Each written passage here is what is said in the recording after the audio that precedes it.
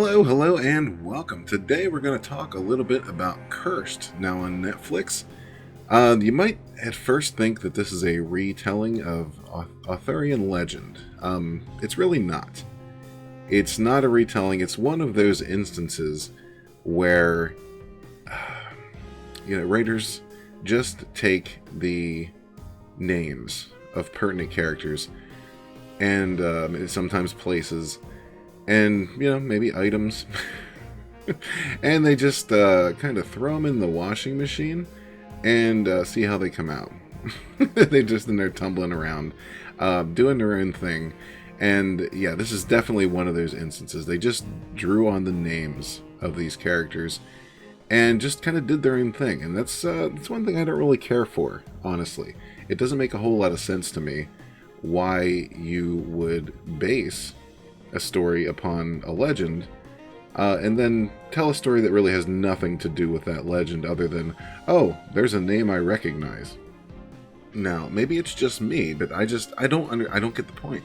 I don't understand the point of that, other than, to try to draw people in with the story itself. Draw people in, fans of real Arthurian legend, and make them believe that this is going to be, an epic retelling of that story. It's not. Not in the least. It has really nothing to do with the actual legend, with any of the stories you're familiar with, other than the names that they took from the characters in that legend and just bastardized them, basically. Now, I don't want you to think that I hated this, because that's not the case. This actually wasn't terrible. If you take this this series just as its own story, its own thing, and try to ignore the fact that they're trying to do whatever with the characters from the Legend of King Arthur, the Green Knight, all that stuff, the Lady of the Lake. Just forget.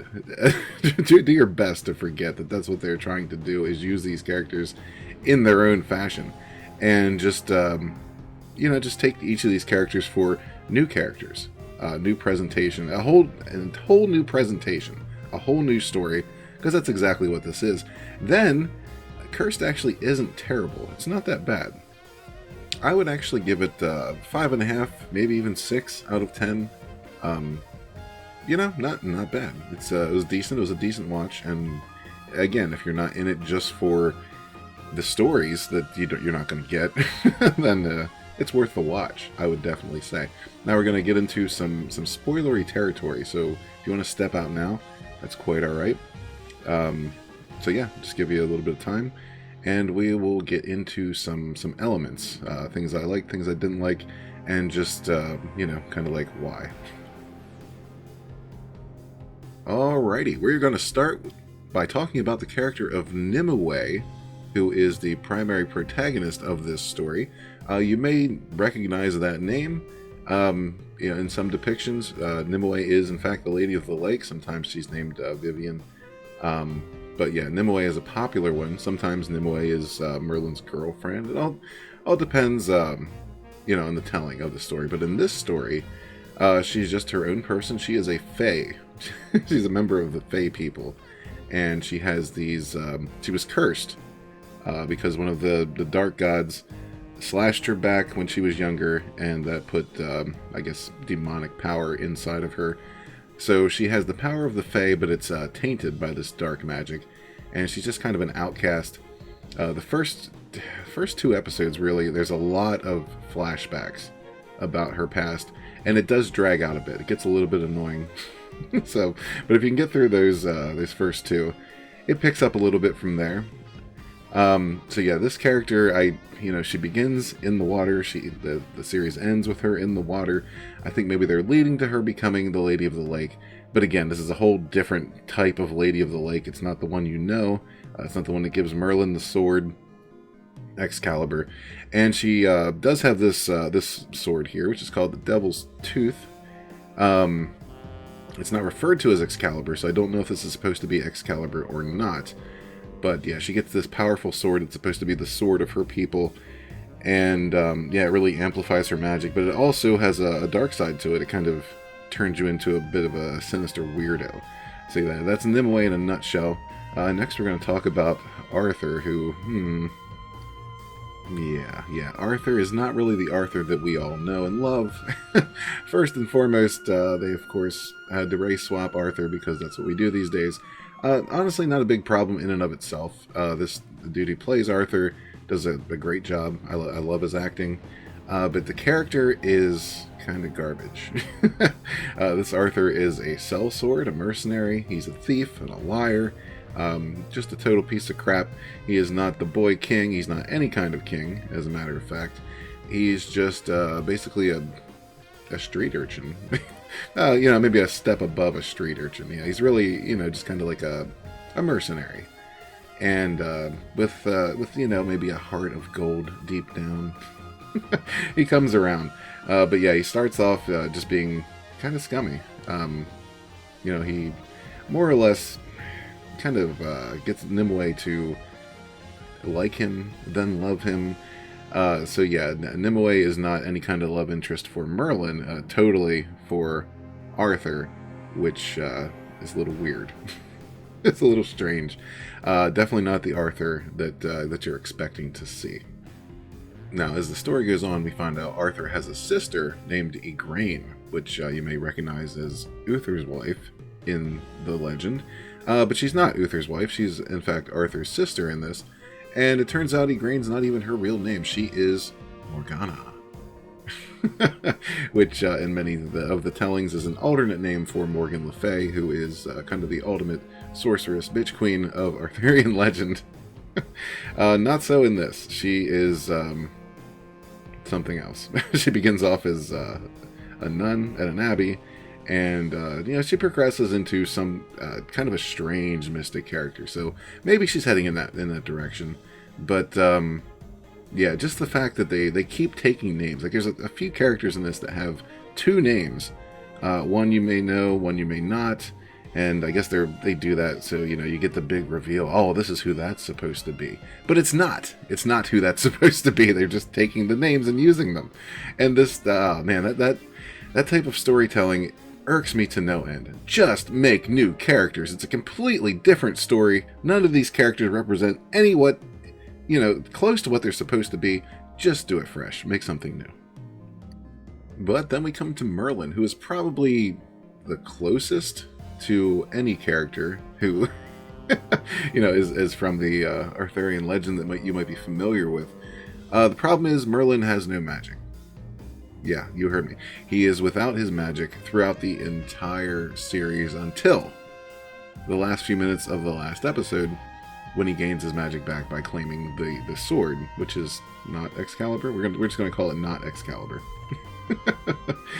But yeah, Merlin is kind of a little bit of character assassination here, but not at a Luke Skywalker level. Merlin has no magic. He's a drunk. He's he makes a lot of stuff up just to make people think he still has his magic, things like that. But all in all, he's a great character, probably my favorite character of the series, and the performance lands. The character adds to the story, but again, not really Merlin, but much closer to Merlin than any other character in this entire story is to the character, their namesakes. Much closer. I can actually believe this is Merlin, whereas every other character, except for maybe Uther is similar, but still kind of crappy. Merlin's not bad. Decent character. But yeah, there's several other characters in this story.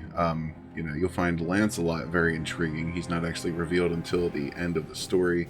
The Green Knight and Gawain are one and the same character. Also kind of annoyed me, since that's a cool story in and of itself. They just took bits and pieces from the legend, barely sprinkled any of the story in there. They mainly just took the names. But as for the story itself, for Cursed, not bad. Again, if you just take it as its own thing, forget anything about Arthurian legend, just leave that out the window, and take it for what it is. Take it for a new story, with new characters, because these are truly new characters. These are not the characters that you know from the legend, and just go with it. it's not bad. It's this girl's quest to basically find out. She finds out who she is through questing, through adventuring, through looking for Merlin, trying to deliver the sword to Merlin.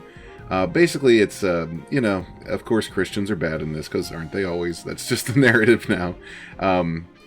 We have the Red Paladins kind of burning down the Fae. They're trying to get rid of the Fae, is what's happening here.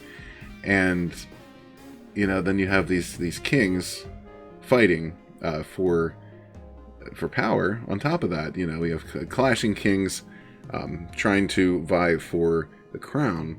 At the same time, we have the church and its Red Paladins wiping out the Fae, and the Fae are just trying to survive. They're trying to live.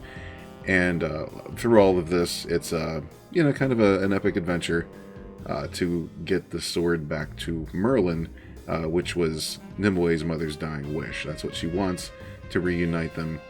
And there's a story in and of itself behind that. But not too bad, not too shabby. Like I said, maybe 5.5, 6 out of 10. Give it a watch. But definitely, if you're looking into this solely because you are into the Arthurian legend, you're not going to be satisfied. not one little bit. But if you're just looking for a cool fantasy story, to take up some time to just to Netflix and chill, definitely check out Cursed. Not bad. But when it comes to the legend of King Arthur and Merlin and all that good saucy stuff, you'll be much more satisfied if you just give Monty Python and the Holy Grail another watch. So thank you all for watching. If you watched this, let me know what you think in the comments below. If you're not yet a member of the Gaze community, please hit that subscribe button and join us. Love to have you. Thank you again for watching so much, and we will catch you on the next one. Peace.